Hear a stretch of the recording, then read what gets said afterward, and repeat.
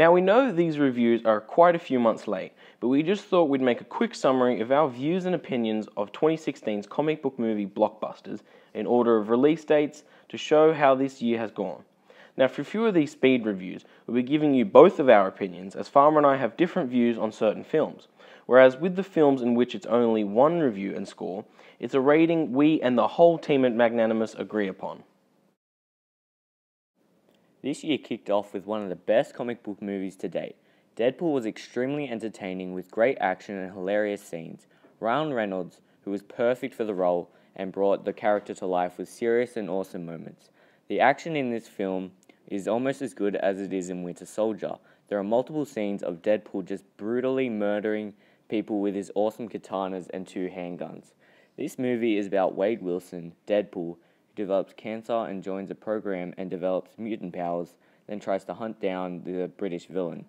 The Deadpool suit was perfect, and the kind of humor that many fans love in the comics were done justice.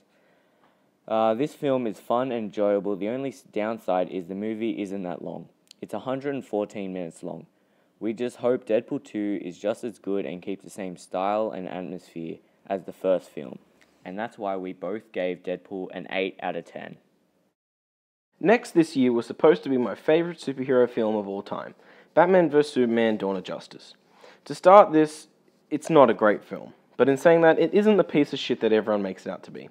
The film follows Batman and the people of Earth fighting the very dominant question featured in this film. Does there need to be a Superman? To which Batman answers no.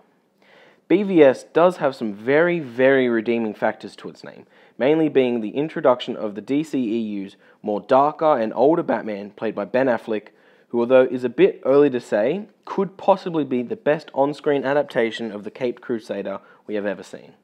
Some other things are the very well-done action sequences in which you can feel and hear the bones crunching and wounds opening, whether it be in the warehouse sequence, the fight between the Dark Knight and the Man of Steel, or the final act of the Trinity against Doomsday. Now speaking of Doomsday, let's talk about the very prominent negative parts of the film. First being the unnecessary force-feeding that was the introduction of Doomsday into this film. Next would be the very drawn-out Lois Lane plot that, although did help Superman to a degree, could have been completely removed and no difference would have been noticed. I really wanted to love this film, yet there was some very, very big letdowns.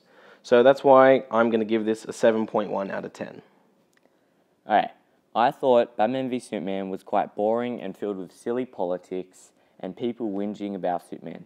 Speaking of Superman, he was pretty much a plot device that seemed to do nothing and just stand there and whinge to Lois. There was also not enough of him, which was a big letdown because Superman saving people is all I wanted. The 10-second montage of him saving people doesn't count.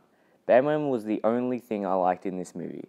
I'm glad they made a dark, badass, brutal killer who can actually fight. Zack Snyder just didn't know what he was doing, and this was shown by the dramatic cuts and changes throughout the entire film. And the Mongoloid Doomsday and the underwhelming fight was enough to discourage me from re-watching this film. This is why I'm going to give Batman v Superman a 5.8 out of 10. Captain America Civil War was the biggest disappointment in 2016 and was very surprised that so many critics and people loved this disaster. The 13th Marvel movie was based on the popular comic book. Unfortunately, Marvel picked up the book, read the cover, and then threw it out the window. The movie's biggest problem is it has no repercussions or any seriousness to it, which was a large factor in the book. The movie does have some good action scenes between characters, but they are just emotionless. The plot is average at best. They completely ruin Zemo as a character and make the Avengers look like idiots running around laughing and blowing things up. They make Tony look like a stooge who, in my opinion, was right, and Captain America as an invincible jerk. He just ignores a treaty written and signed by 100 countries to save his terrorist friend. The reasons behind people choosing sides is ridiculous.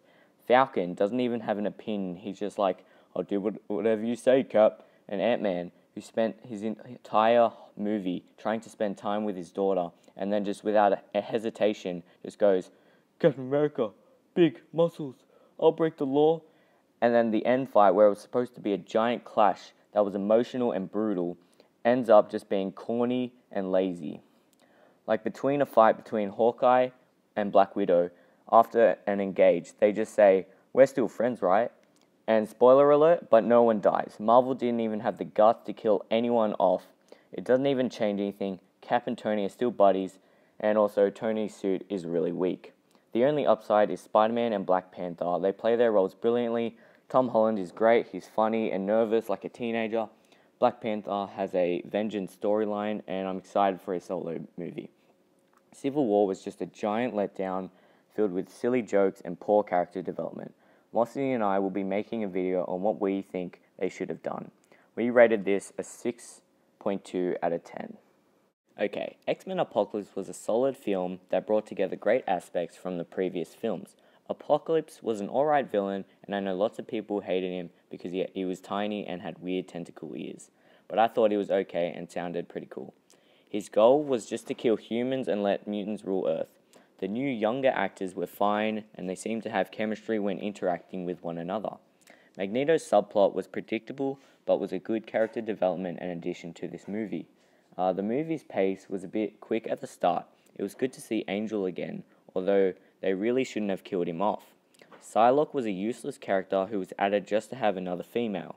Quicksilver was awesome in this film. He was hilarious, and they deepened his character by making him Magneto's son.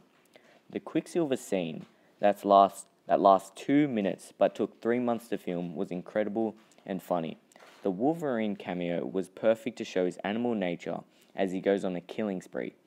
The end fight was fairly good between the X-Men and the Horsemen, and the psychic battle between Professor X and Apocalypse, which matched the fight advertised in the trailer. It also showed an impressive montage of Magneto destroying iconic monuments while the new X-Men fought the Four Horsemen. The Four Horsemen had Magneto, a young Storm, Angel, and Psylocke. It would have been better to see more powerful mutants rather than any low-level people Apocalypse came across. Overall, it was a decent movie that was entertaining, funny, and filled with good acting, character development, and I can't wait to see the next film. This is why I'm going to give this a 7 out of 10. When it comes to Suicide Squad, it's good to see that DC is trying to open their horizon to new tones and overall vibes of their films. Sadly, this is about all they do, with their third installment into their DCEU, as although there are these really good action-packed scenes with some decent comedy sprinkled between them, it's all held together with your average beam in the sky, endless hordes of enemies plot, which involves ancient forms of magic that isn't explained at all, wanting revenge on humanity for being put on detention and told to sit in the naughty quarter for a couple 100 to 1,000 years or so. Now, this film isn't all shit and giggles, as we do see some really awesome character introductions through their beginning sequences, which was done really well, and gave me hope this was going to be the film it was supposed to be. I personally liked the complete 360 direction that director David Ayer went with Jared Leto's Joker, as it was fun to see Joker that is a bit more psychotic and out of touch with the world. But sadly, Warner Brothers have decided to chuck a Hello Games and show us some pretty cool stuff in trailers, being some more Joker and some darker sequences, and decide to scrap all that and give us this really badly edited mishmash film that Farmer and I both agree is a 6.8 out of 10. This year ended on a very high note with Doctor Strange, which was great. You can check out our full in-depth review of Doctor Strange in our previous video. We hope you guys agree with our opinions. If not, tell us in the comments what you think of these films.